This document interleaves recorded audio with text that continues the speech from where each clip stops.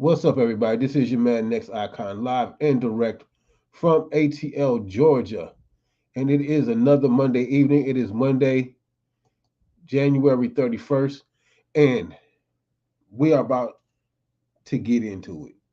I hope everybody had a great weekend. I know that I did. It was a busy weekend. Um, what did we do this weekend? Dang, what did I do this weekend? I had a film shoot for a movie that I'll be starting to film in the next couple months called 140 Minutes. I did a live. Oh, that's what I did Saturday. Sunday was the photo shoot. Saturday, I did an interview on the Real, Raw, and Rugged podcast. Went very well.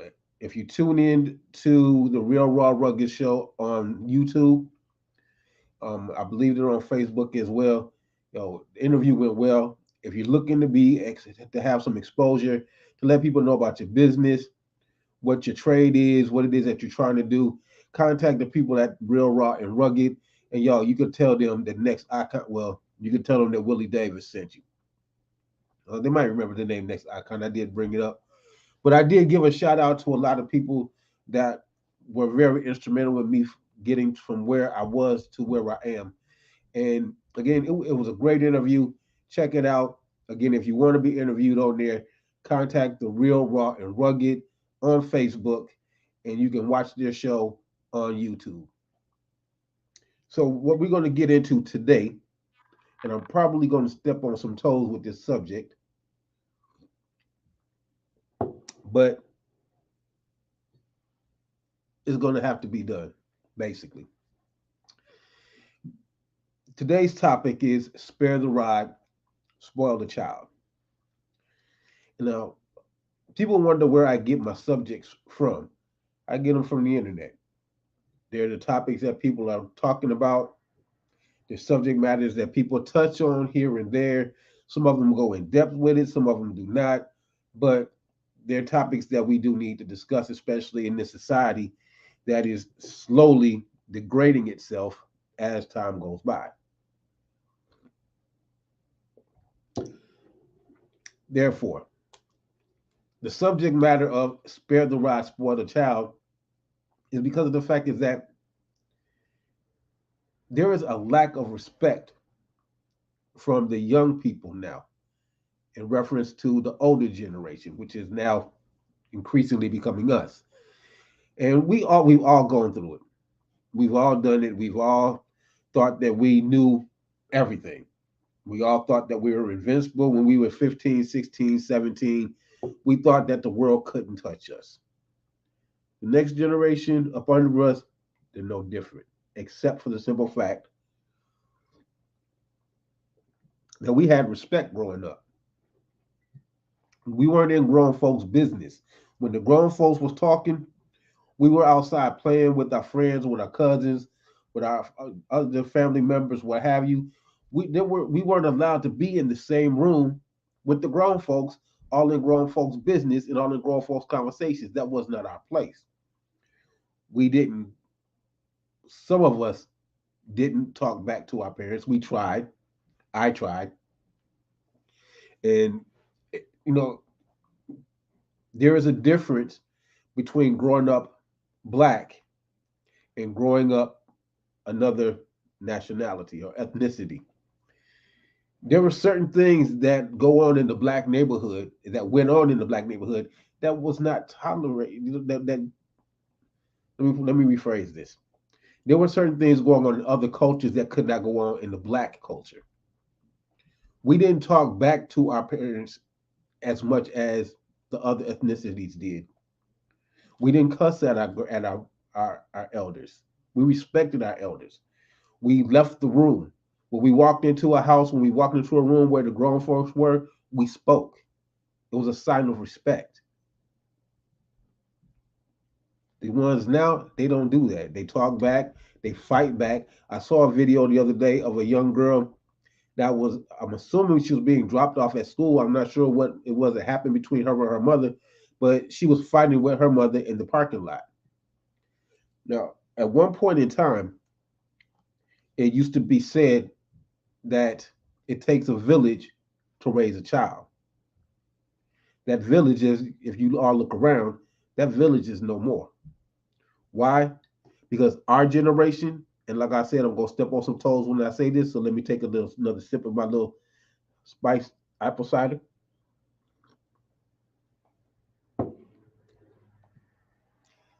This generation, when it comes to the kids of today, have gotten soft, have gotten weak, have gotten cowardly, and are basically punks.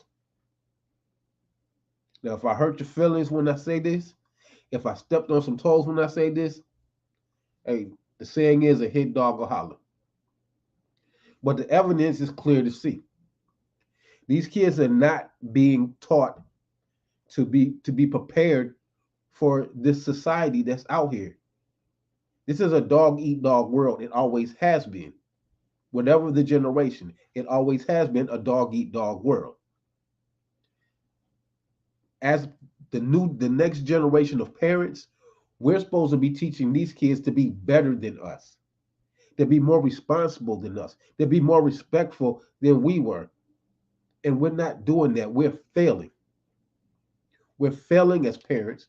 We're failing as a community. We're failing as a society because most of us that are parents would rather be friends with your kids than to be parents. My mother and my father were not my friends. They were my parents. There was no line of distinction. It was what it was. I didn't drink with my parents. I didn't get high with my parents. I didn't laugh and joke like grown folks with my parents. Again, when we were growing up, when grown folks got together, the young ones left the room. We went and found something else to do. These kids now, they don't have that. Because why? Because parents are now scared these days to discipline their kids. They're scared. A lot of them are scared. Let me see, is scared the right word that I want to use? They're hesitant to discipline their kids because of, no, forget it. Hesitant, hell. Hesitant, no. They're scared. Let's just be point blank honest. Like I said, I'm gonna step on some toes when I say this. They're scared because they felt when they were growing up and the way that their parents disciplined them. And I'm not saying that every situation is the same, every situation is different, but a lot of us growing up took it that we were abused and we were beaten and we were not treated right when we were kids. And it's crazy. So now we're at the point that we don't want to put our kids through that because we're so traumatized by our childhood. I'm gonna explain something to y'all. Again, when I was growing up, we didn't talk back. Corporal, what do they call it? Corporal punishment. Y'all call it what y'all want to. I mean, that's a term from the other cultures. Corporal punishment. Let's call it. Those of us that are from them days, let's call it what it was. And I know that my mom tends to listen to this, and I'm hoping that I'm not offending her when I say this, but let's be real, let's be honest, let's call it what it is. They call it corporal punishment, we call it an ass whooping. Point blank. You talk back to your parents, you got popped in the mouth. You say a curse word, you got your mouth washed out with soap. You couldn't say dang, you couldn't say darn, you couldn't say lie, because all of them was considered cuss words when we was growing up. You had to say doggone it, or you telling a story, or you telling a fib. Now, this wasn't like we laugh and we joke and we say, that they put the fear of God in us. It wasn't necessarily. It wasn't the fear of God. It's just a term that we came up with. It wasn't the fear of God. It was the understanding of our place as a child in the presence of adults. Something that these kids don't have now. Now, I tried cursing at my mother one time.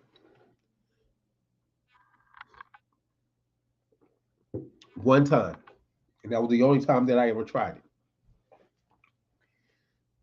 I was in trouble for something in school. I think I got suspended or something, and my mother was already beating my behind for whatever it was that was going on. I jumped up under my bed and I was trying to hide from her to get away from the ass whooping. Mind you, I had just learned the word "f you" from the kids, the Caucasian kids at school, because that's how they talk. So I just learned that. So I figured, since they say it, I can say it. So again, I'm up under my bed, and my mother is telling me to come out from under the bed. What do? I say, "F you." Now, the last thing that I remember from that day is my mother had her belt in one hand. She lifted up the box spring and the mattress with her other hand, and her voice dropped down about 5 to 10 octaves. And most of us from the hood that have them kind of mothers, you understand what I'm saying when that voice dropped down. And the last thing that I remember hearing, "Get out from under the bed." After that, I don't remember jack. I remember waking up the next morning to the birds singing, the sun shining, and blue skies, and understanding that I was to never, ever, ever say that to my mother again. These kids now, they don't have that sense of respect. And it's the parents' fault because you would rather be friends than be a parent. You would rather spare the rod and spoil the child. We have young men that are coming up in this world.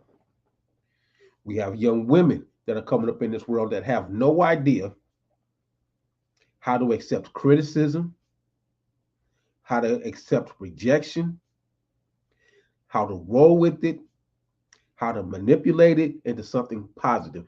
These kids are walking around here, the slightest thing, and it's even with some of these parents, the slightest thing, they cry, they whine. And we look at these kids like, oh my God, why are you acting like this? You 14, 13, 14-year-old child and you crying like a little baby, but then you go to the parents' house and you say something out the way to the parents, and the parents start whining and crying.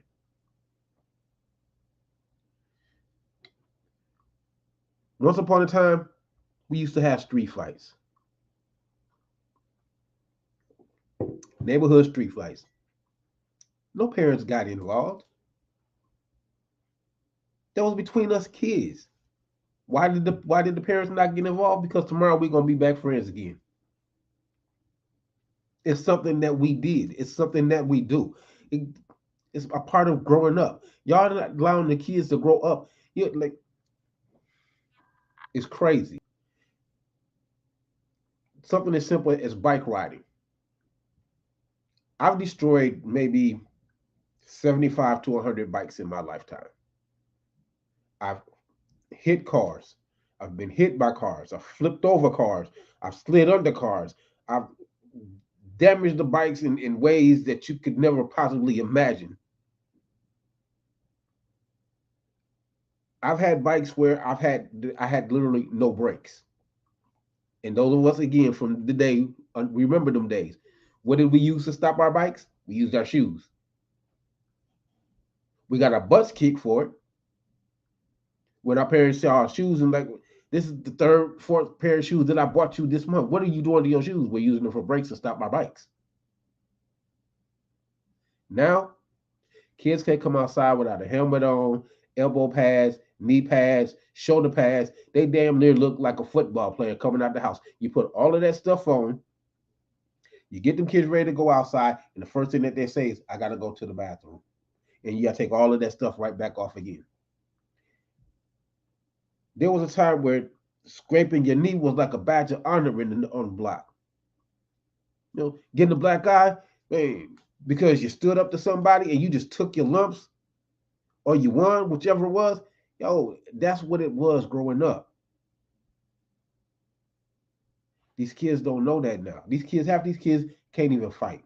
That's why they got guns in their hands. Because what Scarface said back in the day, Niggas is too slow with their hands, so they grab their gas.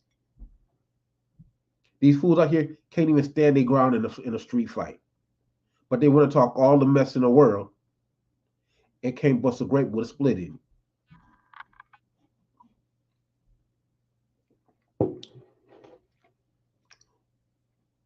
Now y'all can say what you want to say. You can disagree with what I'm saying. You can agree with what I'm saying. You can take it however way that you want to take it. When I was raising my son, it was understood clearly. I'm not your friend. I'm your father. I'm the one that houses you. I clothe you. I feed you. I make sure that you go to school. I make sure that you're taken care of. I'm not your friend. Your friends are the ones that's your age that's out there on the block that you're hanging out with, away from me. Now we all walk around with this little fantasy in our head when we hear the stuff that our kids do. Oh my God, your kid was using a bad word. No, my child does not swear. Y'all lie. Y'all lie just like we lied. When somebody said they man, we heard your son out there just cussing up a storm, and your parents ask you what you do, you lie. It wasn't me. Mama, daddy, I don't know who they was talking about. It wasn't me. It was, excuse me, it was Tommy that was out there that was cussing. It wasn't me. No, I'm good and full well that we was out there just right along with him. Now, did my son cuss? I'm pretty sure that he did. Well, who am I to tell him what he can't do when I'm guilty of the same thing? He's heard me cuss. This is where he learned it from. We learn our behavior patterns and our reaction patterns. We learn that from the people that surround us. We learn that from our parents. If our parents can't handle life, if our parents can't handle rejection, if our parents can't handle criticism, what hope do you have? Because you don't have anything strong to support you.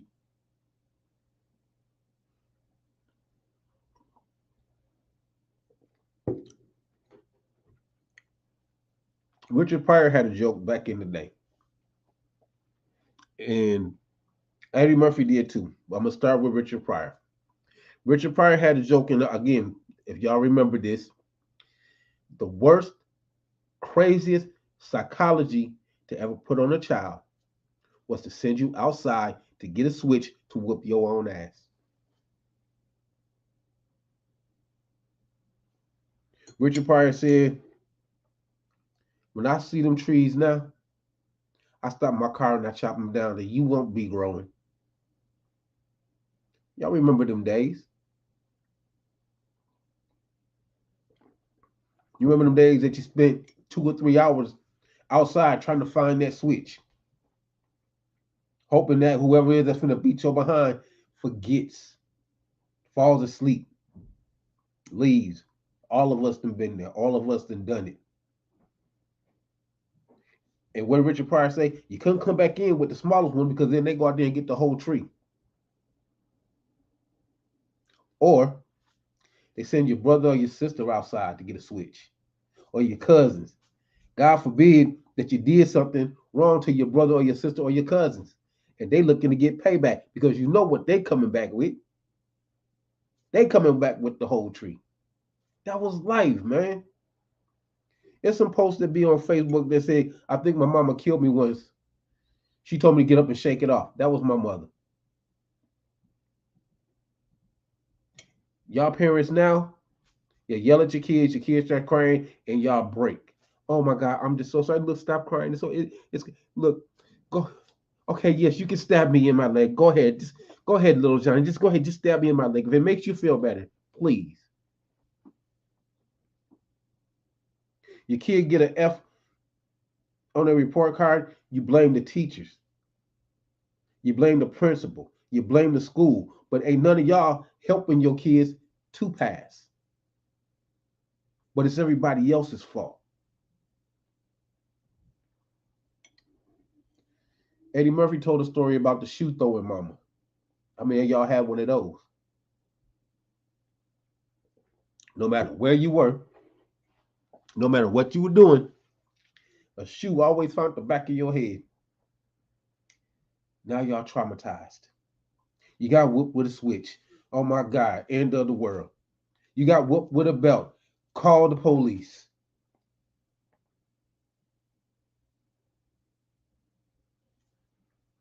Because of that, your kids is now running around. Your kids are jacking you up. Your kids are cussing you out. Your kids are telling you what they gonna do and what you not gonna do. So who's raising who? Who's in charge of who? We need to go back to them days. You can call it putting the fear of God into somebody. You can call it what you want. It's discipline. Why you think there's so many brothers out here on these blocks? These young brothers out here on the block. There's nobody to discipline them, and these streets is not going to discipline them neither. These streets out here is going to recruit them. They're going to recruit your sons. They're going to recruit your daughters. They're going to pimp them out. They're going to turn them out. They're going to drug them out. They're going to sell them overseas. And you still going to blame everybody else for it, except for the people that should have been responsible for it. You're a parent. You're a mother. You're a father. You were put in charge of that life. You were put in charge of that child. You were put in charge of that child's upbringing. You were in charge of that child's education, their upbringing, their discipline, their respect level. That's not the street's job. It's not my job. It's not your friend's job. It's not your mama's job. It's not your job's job. It's your job. That's your child. And whatever that child does that is not in line, that falls back on you. Because you want to spare the ride and spoil the child. Break the ride.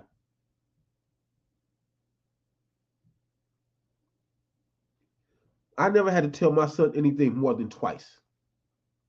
And I do that with adults too. Because that's the lesson that I enforce into my son. That you should not have to be told more than like you shouldn't have to be told more than once. But I gave leeway. If I gotta tell you, but he understood, I tell you one time. I'm gonna see what you're gonna do. I'm gonna tell you a second time. My son got to the point where he understood if I had to say it a third time, I was getting that behind.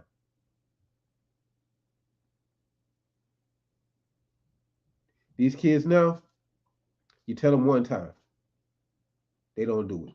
You tell them two times, they mumble and grumble at you. You tell them three times, they cussing at you. You tell them four times, they smacking you. You tell them five times, they grabbing the broom on you. You tell them six times, they trying to kill you.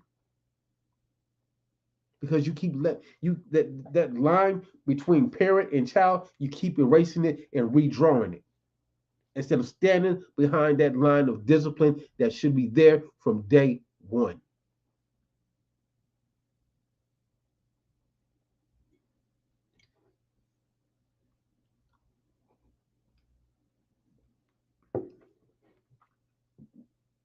These kids are not prepared for what's out here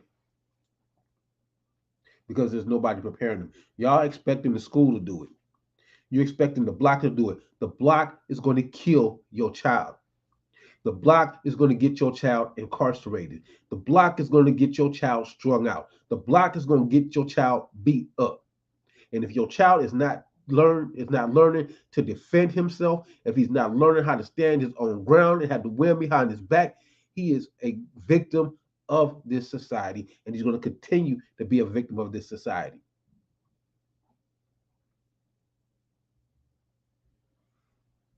These kids get rejected. Their world is crumbled. They get criticized. Their world is crumbled because they have no backbone. They have no heart. But they got heart to stand up to you, though. They parents. They have no fear of their parents. I don't fear my parents. I respect my parents. Even though me and my pops, we don't have the father and son relationship that I see other folks have, but at the end of the day, he's still my father. I still have to respect him because he is my father. That's not negotiable.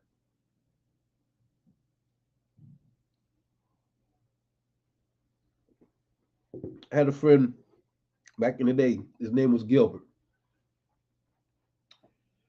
Gilbert was one of the few non-black friends that I had. Gilbert was mixed Mexican and white.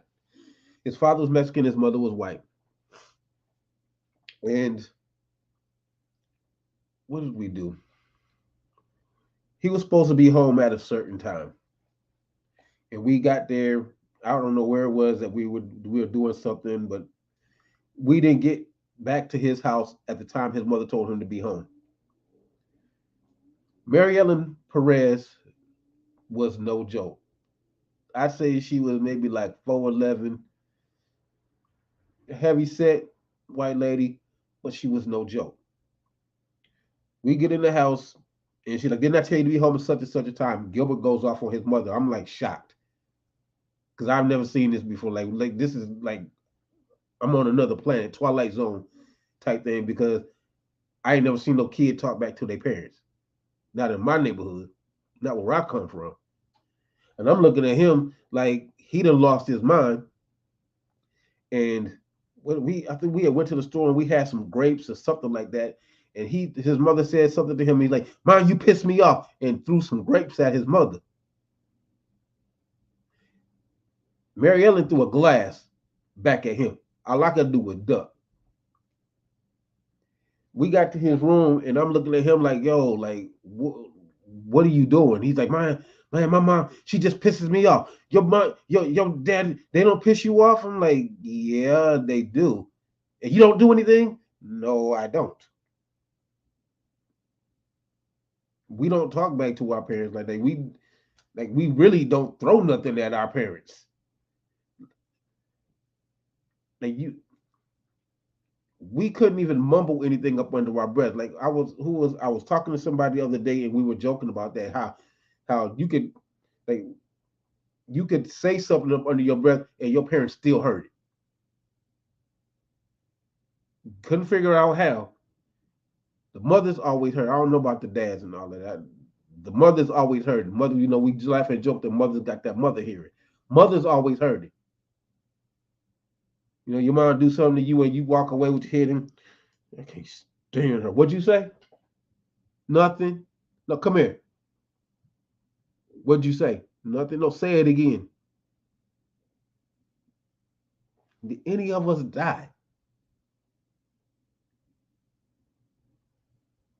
I had uncles that jumped on us when we came around. Me and my cousin Anthony and my cousin Jermaine and my cousin Bam and my cousin Damon, because we the boys. They jumped on us. They brutalized us, punched us in the chest, punched us in the leg, roughhouse with us. Did we cry? Yeah. Did we think that we were being brutalized? Yeah. Did we call for help? Yeah. The reality of the situation was this: man, suck it up. You a boy. Stop crying. Toughen up. These boys now, they want to be hard. They talk hard. They talk tough, but they cream puffs.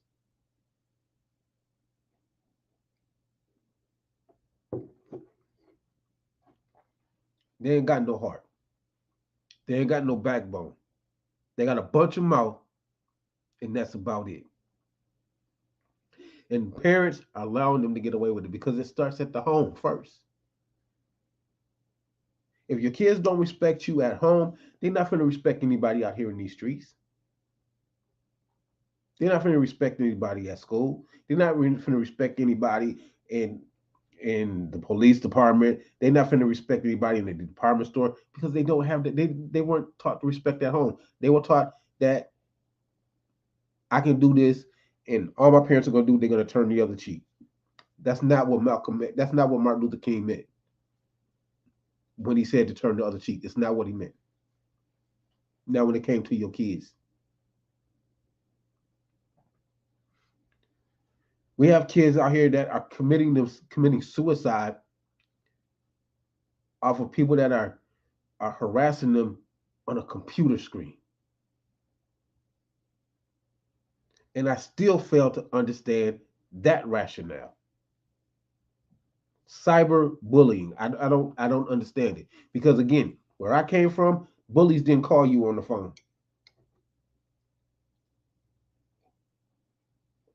They didn't send you emails. They didn't send you text messages. They waited for you at the bus stop. They waited for you at school. They caught you at the cafeteria. They caught you in between classes. They were physical. They were right there in your face. I can't imagine somebody calling me to bully me. Um, yeah, I'm gonna be at your bus stop at 7:30. You better have my lunch money. I just I just walk to school, or I show up, and one way or the other, something's gonna happen. I've been on both sides of the line. I've been bullied, and I've been the bully. Cause see, what I learned was even though I was small, I made friends with the bigger dudes. The bigger dudes made sure that nobody messed with me because I was cool with them. But don't get it twisted though. I can still stand my ground and I can still hold my own. But I got smart with it. Why? Because I was taught by my uncles. I was taught by my parents how to be self-sufficient, independent, self-reliant. These kids is not learning that. These young men out here are not learning how to be men. These young girls out here are not learning how to be women because as society has progressed, they've gotten the young men have gotten adapted to being called thugs. They've gotten adapted to being called hoodlums. They've gotten adapted to being called criminals. They've gotten adapted to being called everything except a young man. These young girls out here have gotten adapted to being called a bitch. They've gotten adapted to being called a hoe. They've gotten adapted to being called a slut. They've gotten adapted to being called a thought. They have no idea how to accept being called a young lady. It's an insult now. Calling one of these brothers a young man, it's an insult. Being a thug is a badge of honor. I can tell you, no, it's not because I've lived it. I've done it, been there, done it. I got homies that's in jail that's not coming home. I got homies that's in the grave that ain't coming back.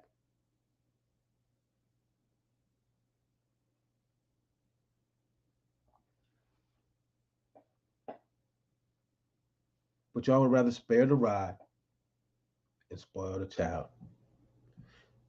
Give that child whatever he wants. Let him act however he wants, and it's fine until he comes across somebody that don't play that. Then what do y'all want to do? Then y'all want to go to court. Y'all want to have somebody arrested. You want to sue somebody. Sue me if you want to.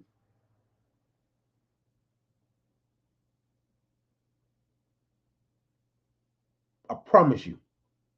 I'm gonna show up, and then they gonna go the way that you think.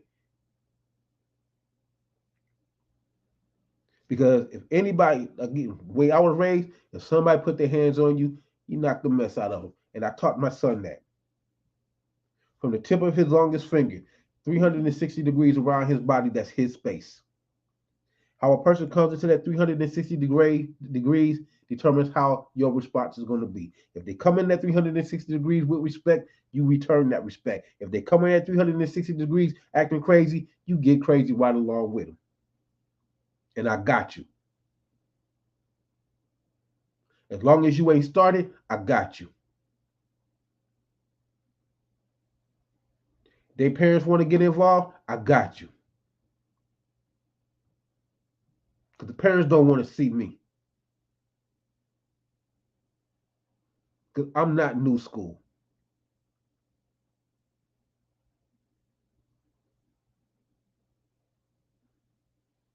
I didn't spare the rod on my son. I damn sure didn't spoil the child on him.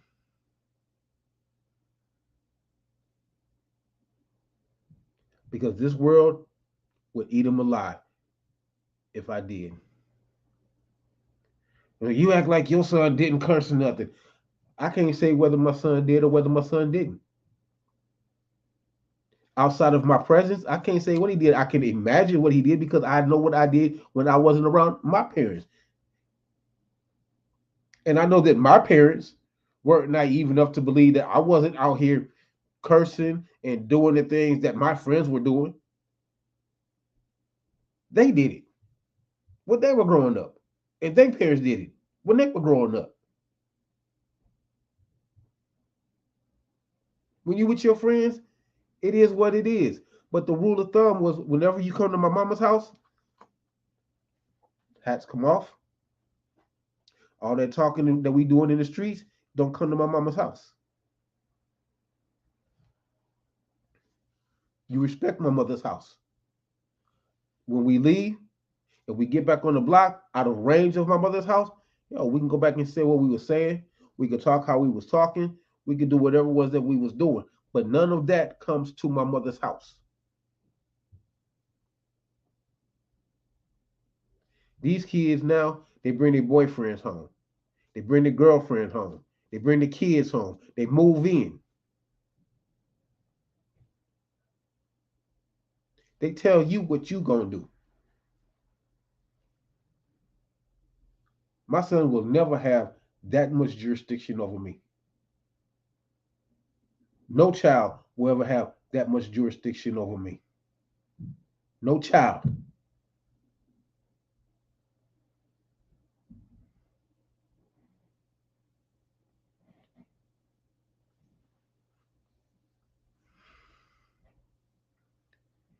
These kids need a sense of discipline. They need a sense of inner strength. They need to have their self esteem brought up because if the parents would take the time to do the job, put the weed down, put the liquor down, put the fun in the games down, put the clubbing down, and actually be at home and be a parent to your kids, I guarantee you, these kids will be a whole lot different because we were different.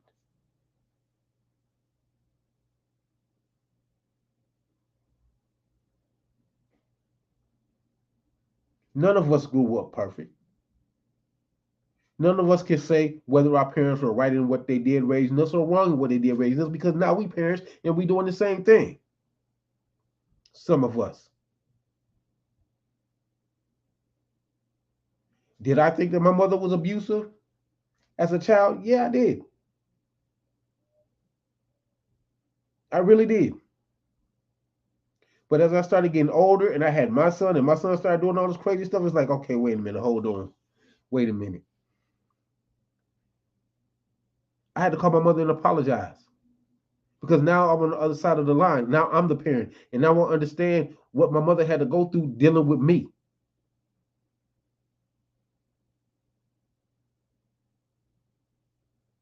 I understood that now, and I didn't change my tactics with how I raised my son. I continued to raise my son the same way that I came up is the same way I raised my son up. If I had to tell him more than 2 times to do something, I got that ass. There was days that I took birthdays, I took holidays, and he probably thought that I was the meanest father in the world.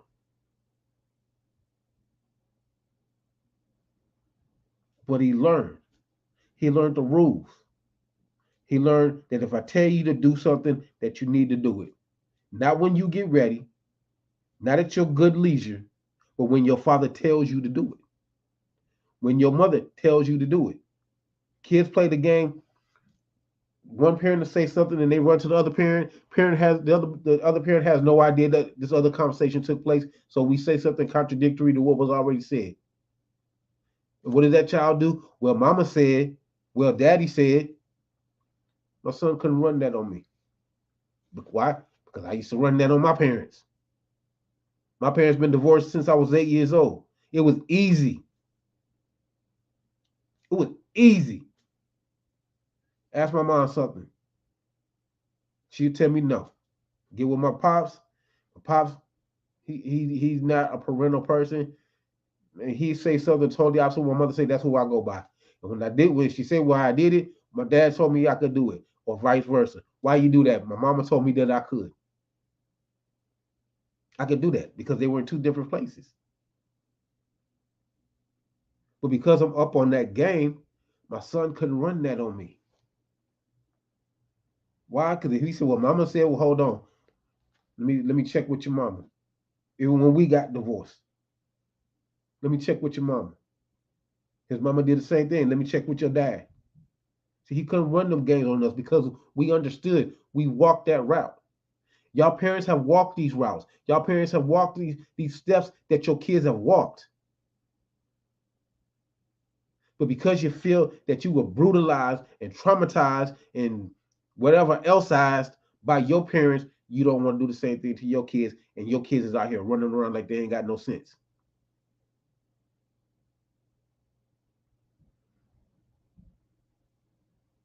You're wondering why they getting jacked up, why they getting shot up, why they getting locked up. There's nobody teaching them otherwise. Y'all leaving the streets to do it. The streets don't care about your kids. Y'all know that. Oh, but I forgot. Some of you have risen up from the trials and the tribulations of the ghetto, and you just don't see the necessity of putting your children through things like that. I completely understand.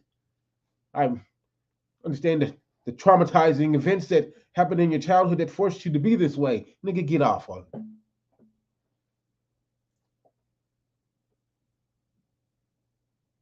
You ain't too far from the block. You ain't too far from the hood. So what? You made it out. Big deal. So what? You came up. Big deal.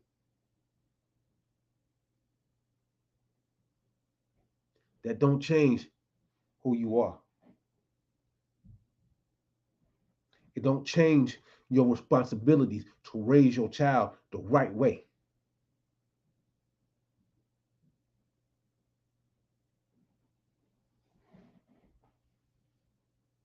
Discipline is tantamount to your child being able to adapt to the ferociousness of this society. Because this society is not going to give one damn about your child. It's going to eat them out, eat them up, and split and spit out the parts that they don't like. And the only response that your child is going to have is to cower in a corner, cry like a baby, or commit suicide because they weren't taught how to adapt and work within this society. Why do you think that you still here? Why do you think that you still at the position where you are? Because you learned. You were taught how to deal with this society, how to deal with this world, how to fit in, how to not fit in, how to do whatever it is that you're doing in this world. You learned that. I'm sorry, let me say it correctly. I'm saying you learned that. You are educated enough to know what to do and what not to do. But your dumb ass ain't spreading that information to your kids because you think that you're protecting them. You're not protecting these kids by not telling them what's out here, by not telling them what to expect out here. You're not protecting them. You're sheltering them. You're sheltering them and you smothering them. And by the time that they come out here to this real world, they have no idea how to cope. They have no idea how to survive. They have no idea how to live. They have no idea how to do anything because they're not learning it at home. And you expecting everybody else to show them how to do it. It's not everybody else's job.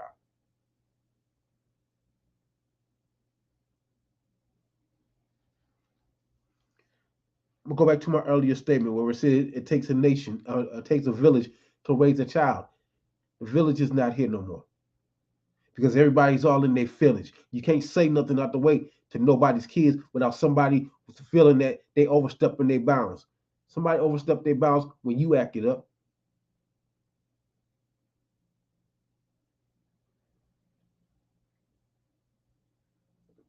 And it wasn't called overstepping your bounds. It was called looking out for your neighbors. Because back then, we didn't have kids. Like if it, I'm not gonna say that we didn't have kids being snatched and disappearing, but you didn't hear that much about it. Why? Because the neighborhoods had it on lock. If somebody that was not familiar with that neighborhood came into that neighborhood, everybody knew. Somebody was asking questions. Strange car come riding through the neighborhood, everybody was up on game. Even the boys in the hood knew better. They was on point. Car come up in the neighborhood that they don't recognize, they own it because they need to know who it is coming on their block.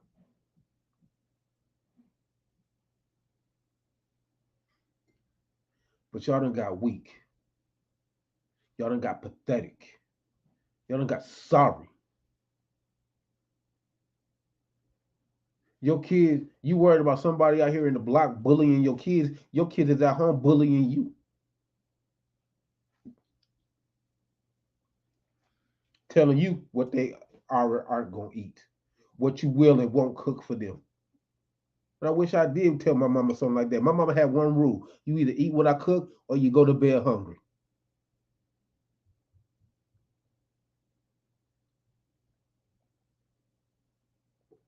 When we got older, she taught us how to cook.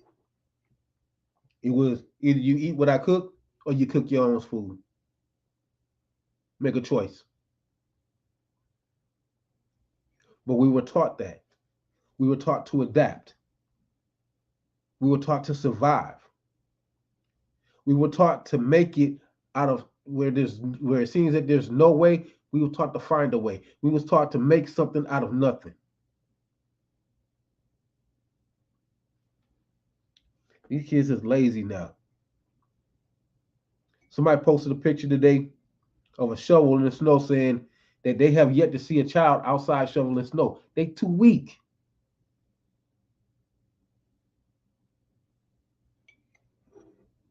God don't let them get a little bit of cold now in 2022, 2021. God forbid they gonna swear they got frostbite and hypothermia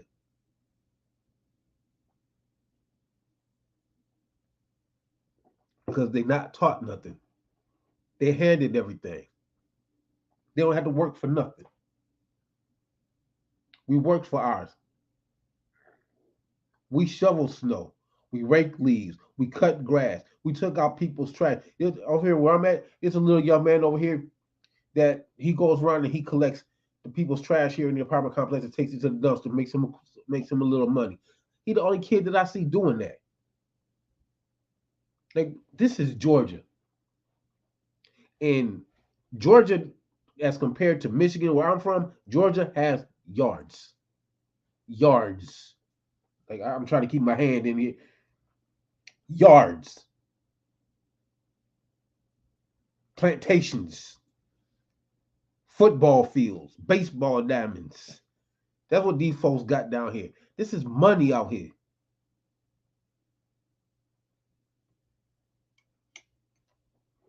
Raking leaves, cutting grass. I mean, Georgia don't get snow that often, but even when it does snow, that's money to be made. These kids are lazy. They want everybody that give them money because they're not being taught to earn it until they get out of school, till they graduate, if they graduate.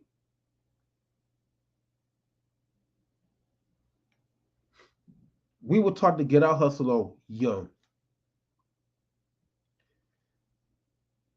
Me and my cousin shovel snow. We rake leaves. My cousin turned around, he turned all of that into a landscaping business. That wasn't my thing. But that's what he did.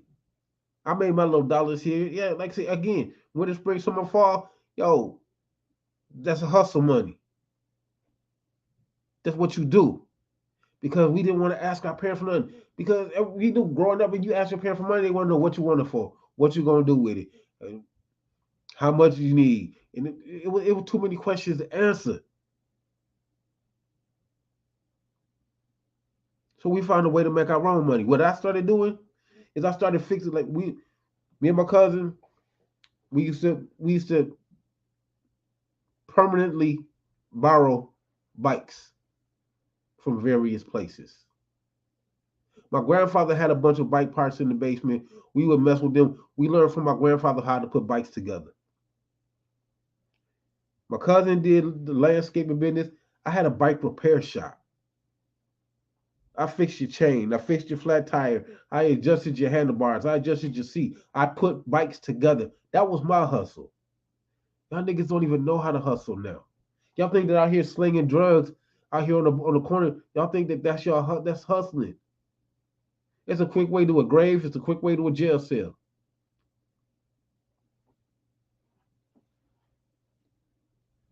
Y'all don't want to do nothing, but y'all want everything because your parents ain't teaching y'all how to earn and the sense of accomplishment that you get when you earn what it is that you want. Not giving. There's no appreciation for something that you're giving.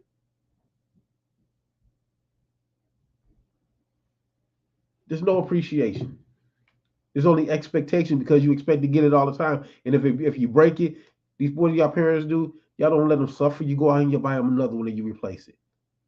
That's not teaching them nothing. That's not teaching them responsibility. That's not teaching them accountability. You're spoiling these kids. And in spoiling these kids, you're damaging their way of life because they're not being taught anything except disrespect. Spare the rod, spoil the child. Y'all have made an expert job of spoiling these little spoiled. I want to say something else, brats. But when you get too old to take care of yourself, when you get too feeble to feed yourself, when you get to the point that you can't do anything to take care of yourself, who's going to take care of you?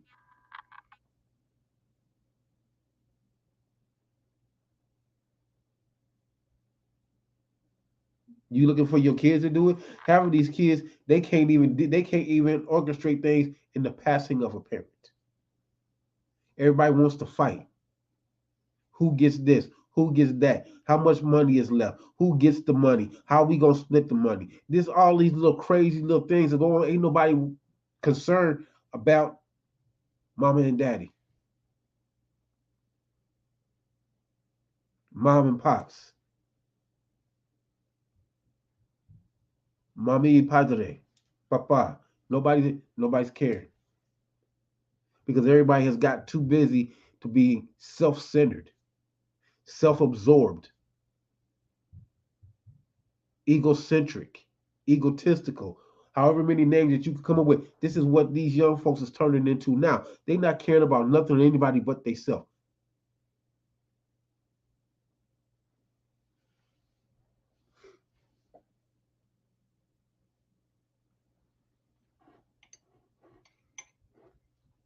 Again, we need to go back to the old ways of raising, upbringing these kids. Because if we don't,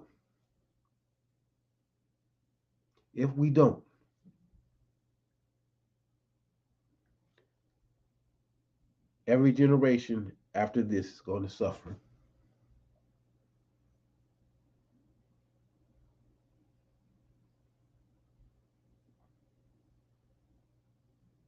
But y'all don't hear me though.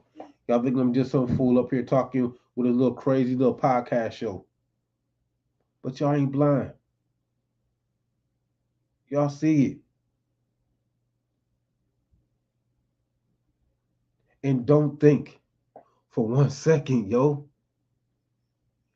that those of us that understand what you're going through, no matter how much you try your front And no matter how much you try to present yourself in a dignified way around your children, yo, I already know that in the back of your mind, in the late nights, behind them closed doors, and in them prayer closets that y'all got, and in them prayer rooms that y'all got, y'all be just praying that I just don't cave this fool's chest in. Lord, I want to knock his head off. Lord, if I just had the strength to just knock him on his back. Yo, you can't front. But y'all scared. Parents, y'all need to raise back up again and be parents. Put the weed down. Put the alcohol down. Pick up a belt. Pick up a switch. Lay these kids out. Again, somebody's going to be mad because I said it. Somebody ain't going to agree with what I said, but I'm going to say it anyway because this is what the real is, because these kids need to learn. They need to learn discipline. They need to learn respect. And they need to learn it at home before the streets get a hold of them, because the streets is going to show them a level of respect and a level of discipline that they're not ready for. I bet you that. You think you got problems with your kids now? Raise up. Stop being friends with your kids because they're not your friends. Handle your business before somebody else have to. And they handle it in a way that you really, really ain't gonna like.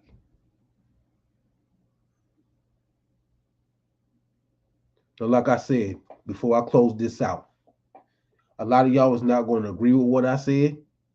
A lot of y'all is not going to like what I said. I done probably stepped on some toes. I done probably bruised some egos. I done probably hurt some feelings with what I said. But y'all know what the real is. Y'all ain't too far gone from the hood, because this ain't just a hood thing. This ain't just a black thing. Because it's starting to go through every nationality, every ethnicity. Y'all not blind. We say mama ain't raised no fool.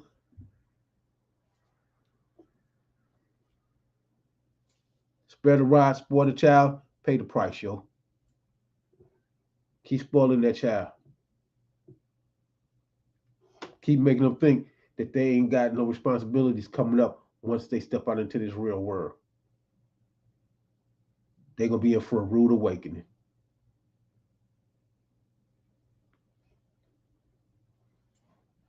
Yo, this is your man. Oh my God, man. I got to sneeze. It keeps coming and then it keeps going.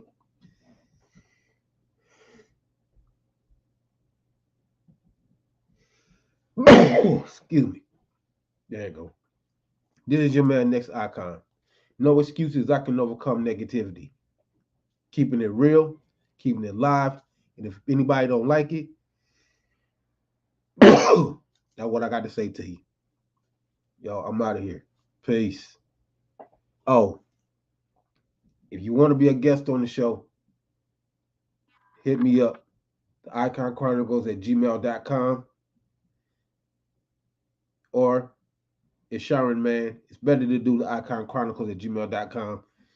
Yo, hit me up. Once everything gets back right again, I'm going to have my number back up there again. We're going through some issues here, trying to reorganize some things with my electronics.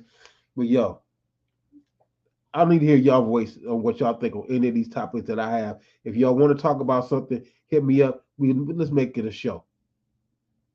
You feel me? Yo, love your kids. Discipline your kids. Teach them respect, because it has to start at home. Yo, this your man, This Icon. I'm out of here.